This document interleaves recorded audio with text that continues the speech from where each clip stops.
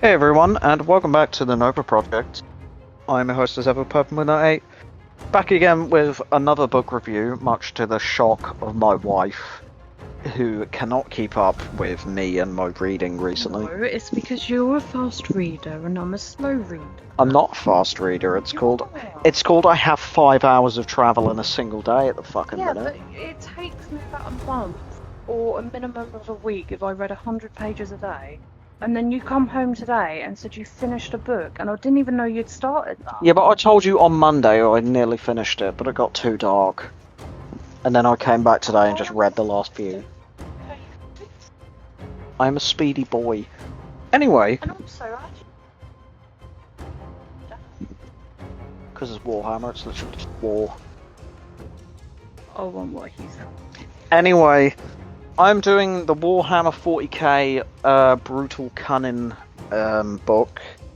Something I picked up because a friend of ours who passed away just over a year... Is it over a year ago now? Jesus. Yeah, he was nuts about Warhammer and told me all the stories about the mad shit that the orcs would do.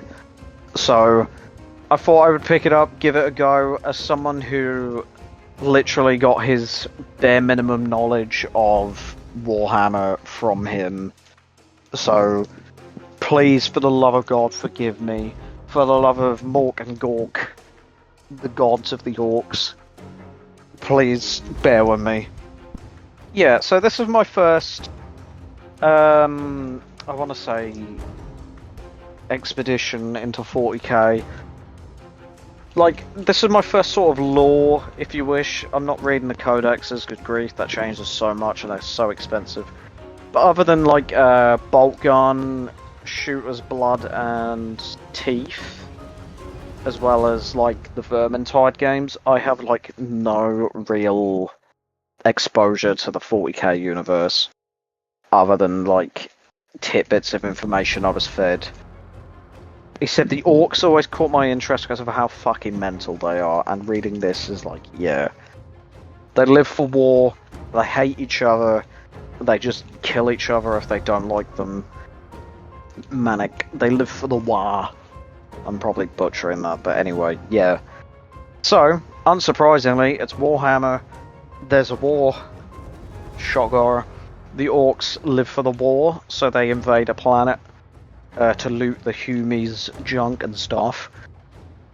There's that story, and there's also the story with the Humies inside the tech priests of the Adeptus Mechanicus, I believe. I believe that's what they're called. I just read the book. And the shady space marine that shouldn't be there, because he is corrupted by chaos, and he literally summons a god into a giant, like, mechanical body that the orcs kill, may I add, because of course. But yeah, it's basically the tale of a war between the orcs and the Humies, and those poor unlucky bastards that are trapped in between, and the downfall of Hephaestus and Node Primus. Lots of Latin sounding words, because it's the fucking Adeptus Mechanicus. Yeah, so it's very brutal and very passively brutal, of people's heads literally just being crushed or just being vaporized, as you would expect from Warhammer if you're even remotely familiar. But yeah, the problem is there's a lot of just that and the mad shit going on. It's like the orc story is just let's loot and kill everything, and then the humans are just like, I was more invested in the actual human story as opposed to the orc one. I'm sorry, guys. What about your phone going off that I couldn't even hear? Oh, sorry. You're just apologising for nothing, and now you've leaned. Now the fan's blowing. Thank you. You were my wind blocker. Anyway, back on track. Yeah, so the Adeptus Mechanicus storyline is a lot more engaging, because one of the tech priests realises that something bad is going on, and that her fellow, like, council members are basically possibly corrupted as well. except one of them actually is. As to be expected, death just happens in this book. Like the Space Marine and the main AM, we'll just call them that. I'm not saying the words over and over again. Like they have a fight. She eventually gets an axe lodged into his chest, and he falls backwards over a railing. Which I thought, okay, they didn't explicitly say he was dead. And considering it's Warhammer, usually death is just like people being vaporized and stuff. So if that doesn't happen, they're probably still alive.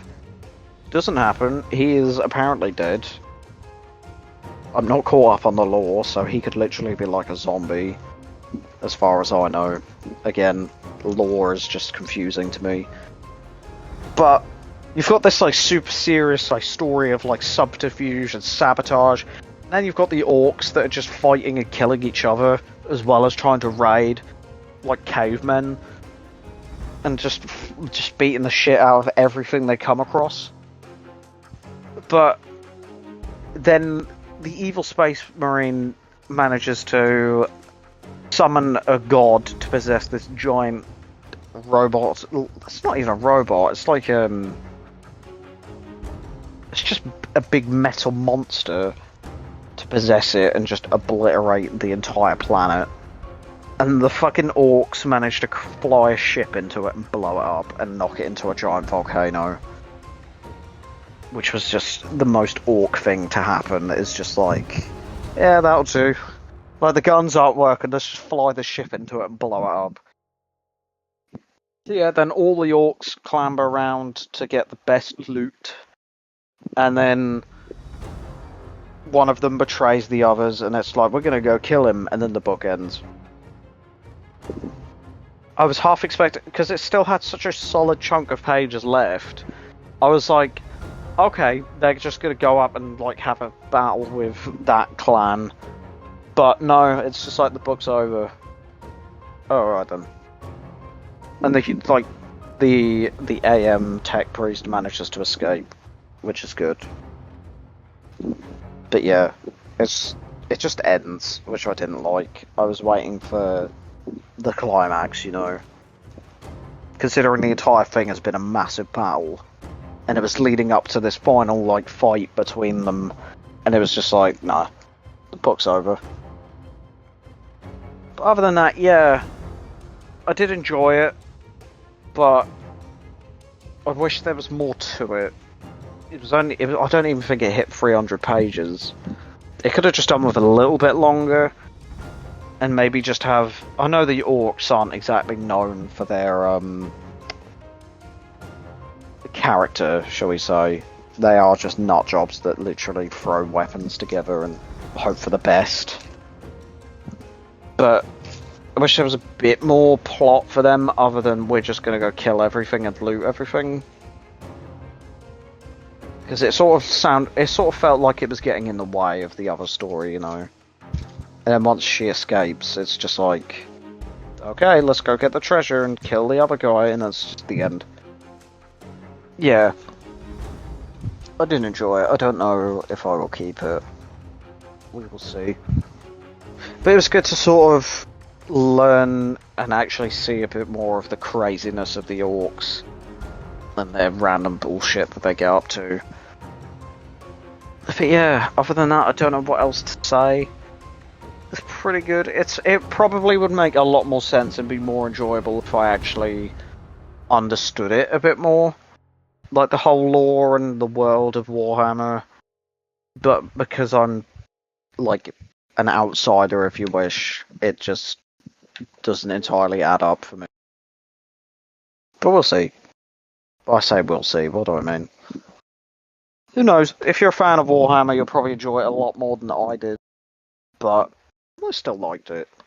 It was good to experience it, you know? But yeah, other than that, that'll about do it. I've been your host as ever, Pup Minute 8. Thank you ever so much for listening, and I'll see you next time. Probably very soon, knowing my reading pattern at the minute. Anyway, bye.